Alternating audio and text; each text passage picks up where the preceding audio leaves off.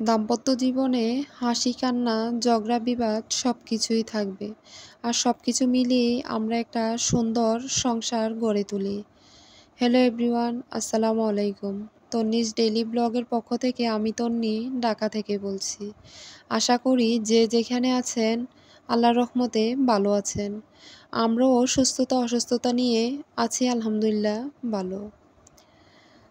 তো যেই কথা সেই কাজ। আমি আমার হাজবেন্ডের সাথে গতকাল রাগ করেছিলাম। আর সেই রাগের ফলে সে অফিস থেকে আসার সময় আমার জন্য এই ফুলের গাজরা নিয়ে আসলো। আর ফুলের গাজরা এনে সে আমাকে হাতে পরিয়ে দিল, খোঁপায় পরিয়ে দিল। আর সেই খুশিতে আমি তো খুব খুশি। একটা মেয়ে এইটুকুই চায়, সে রাগ করবে, তার হাজবেন্ড তার রাগটা বুঝবে, তার জন্য কিছু চকলেট আনবে, কিছু ফুল আনবে, ওইটুকুই একটা মেয়ের চাওয়া থাকে। তো আমার হাজবেন্ডও তার ব্যতিক্রম নয়, আলহামদুলিল্লাহ।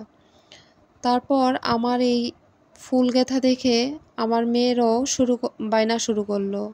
তো আমার ছোট মেয়েকে তার খোঁপায় ফুল গেঁথে দেওয়ার জন্য কান্না শুরু করলো। তার তো খোঁপা নেই, তখন দিব কোথায়? তখন তার সাথে একটু দুষ্টুমি করলাম এবং তার খোঁপায় দেওয়ার চেষ্টা করলাম। সে তো খুশিতে আত্মহারা। এরপর বায়না শুরু করলো আমার বড় মেয়ে।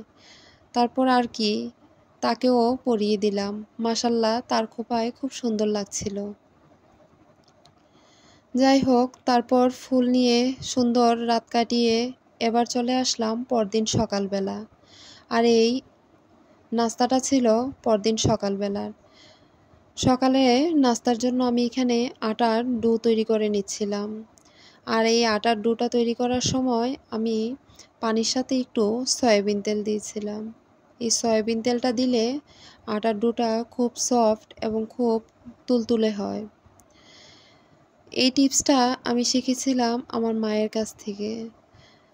তো আমিও এই টিপসটাই কাজে লাগিয়ে আটার ডোটা তৈরি করি।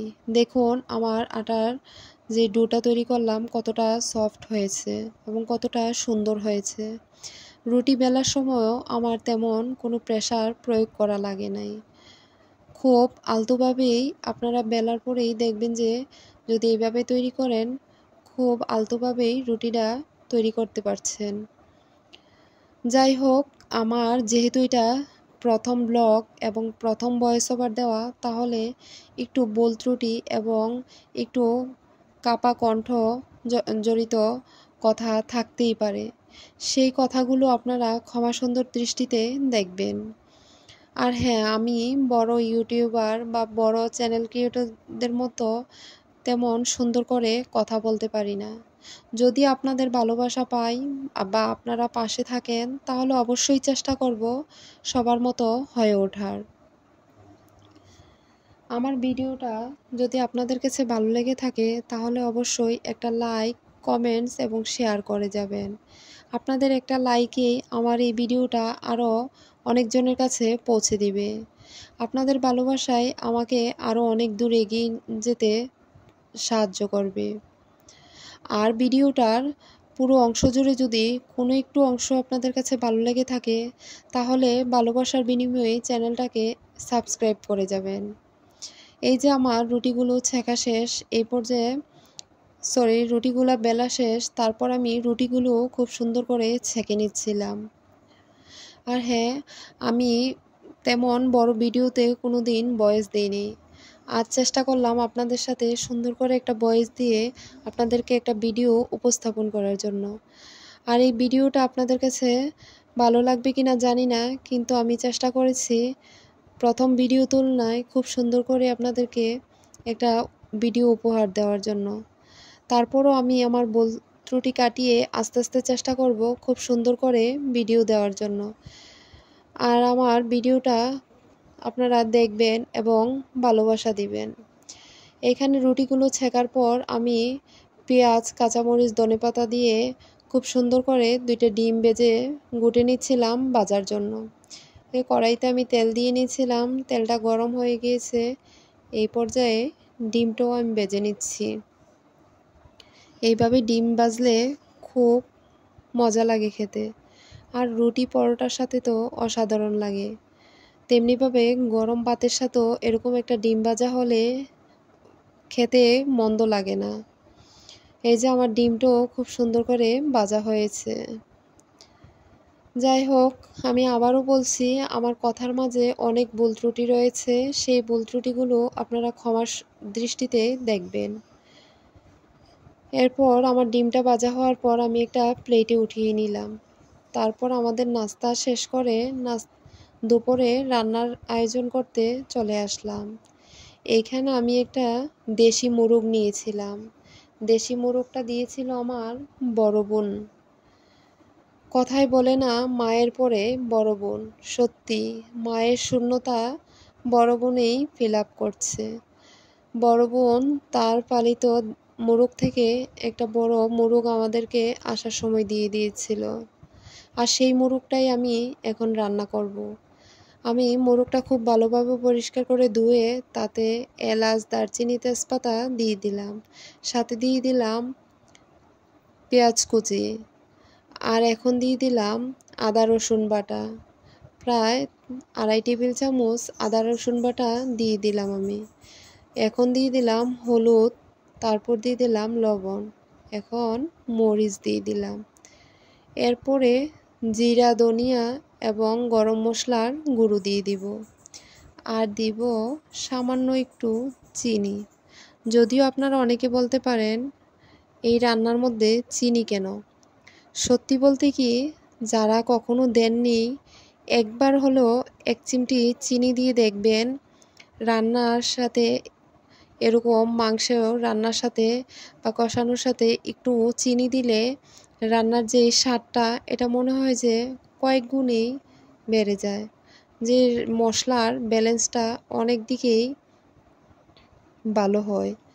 এই যে আমি এখন সব মশলা দিয়ে তেল দিয়ে এখন মোরগটাকে খুব সুন্দর করে হাতে মাখিয়ে নিচ্ছি।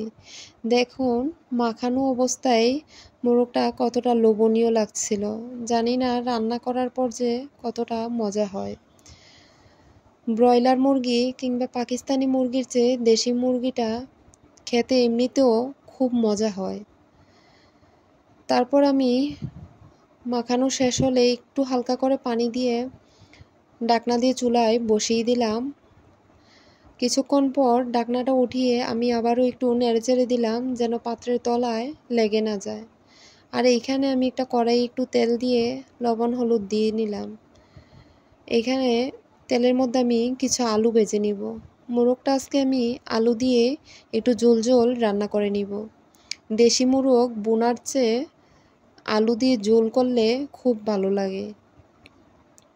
এখানে আমি আলুগুলো ভেজে নিচ্ছিলাম আর আবারও ঢাকনা তুলে মোরগটাকে খুব ভালোভাবে নেড়ে দিচ্ছিলাম। দেখুন সাইড দিয়ে কি সুন্দর করে তেল ভেসে উঠেছে। রান্নার মজা হচ্ছে কষানোতে। আপনি যত সময় নিয়ে কষাবেন ততই রান্নাটা খেতে খুব অসাধারণ হয়। আমি খুব ভালোভাবে কষিয়ে নিলাম। আর আলুগুলো ভেজে তারপর আমি মোরগের সাথে দিয়ে দিব। খুব বেশি ভাজবো না। এই যে আবারও আমি আরেকটু নেড়েচেড়ে এখন আলুগুলো দিয়ে দিব। আমি যেহেতু ঘরের ছোট মেয়ে ছিলাম, তেমন রান্না একটা পারতাম না। কিন্তু আমার মা বলতো রান্না শিখা লাগে না, রান্নার একটা আর্ট আছে, চোখের আক্কেলেই রান্না শিখা হয়ে যায়। সত্যি কথাটা একদম। আমি কখনো বাবার বাড়িতে রান্না করি নাই, কিন্তু আলহামদুলিল্লাহ এখন আমার রান্না শ্বশুরবাড়ির সবাই প্রশংসা করে। এই যে আমি এখানে আলুগুলো দিয়ে ঝোল দিয়ে দিলাম। যেহেতু দেশি মোরগ, এটা রান্না হতে খুব সময় লাগবে। একটু সময় নিয়ে রান্না করলে মাংসটাও সিদ্ধ হবে এবং খেতেও খুব ভালো লাগবে। তাই ঢাকনা দিয়ে আমি আবারও ডেকে দিলাম এবং রান্নাটা আমার হয়ে গিয়েছে। আমি তো বলেছিলাম ওই যে রান্নাটা একটু ঝোল ঝোল রাখবো মুরগিটাতে। তো মুরগি রান্নাটা শেষে আমি চলে আসলাম এখানে পোলাও রান্না করতে। দেশি মোরগ রান্না করব আর সাথে পোলাও হবে না, তা তো কোনোভাবেই মানা যায় না। এখানে আমি পেঁয়াজটা বসিয়ে আমার মেয়ে কান্না করছিল, চলে আসলাম। এসে দেখি পেঁয়াজটা একটু বেশিই ভাজা হয়ে গিয়েছে। তো আর কি করার। এখন ধুয়ে রাখা পোলার চালগুলো দিয়ে দিলাম, দিয়ে একটু নেড়েচেড়ে ভেজে নিব। পোলার চালটা যত সময় নিয়ে ভাজবেন ঠিক ততটাই পোলাওটাও ঝরঝরে এবং সুন্দর হবে। একটু ভাজার পর আমি তাতে দিয়ে দিলাম লবণ এবং আদা বাটা, দিয়ে আবারও একটু মশলাটাকে চাল এবং তেলের সাথে ভেজে নিব, যেন মশলার কাঁচা গন্ধটা না থাকে। পোলাও রান্নার একটা সিক্রেট টিপস হচ্ছে, আপনি নতুন চাল হোক আর পুরান চাল হোক, আপনি চালটা যতটুকু নেবেন ঠিক তার ডাবল পানি নেবেন। তাহলেই দেখবেন আপনার পোলাওটা খুব সুন্দর ঝরঝরে এবং পারফেক্ট হয়। আমি এগুলো আমার মায়ের কাছ থেকেই শিখেছিলাম এবং আমার মাই এই টিপসগুলো দিয়েছিল। আলহামদুলিল্লাহ, টিপসগুলো খুবই কার্যকরী। এই যে দেখুন আমার মুরগির রান্নাটা কতটা সুন্দর হয়েছে, আর এখানে আমার পোলাওটাও মোটামুটি হয়ে গিয়েছে। এই পর্যায়ে আমি চুলা অফ করে ঢাকনা দিয়ে ঢেকে রাখবো কিছুক্ষণের জন্য। ঢাকনা দিয়ে কিছুক্ষণ ঢেকে রাখার পর আবারও আমি খুন্তির সাহায্যে পোলাওটাকে নিচ থেকে উপর করে নেড়েচেড়ে দিব।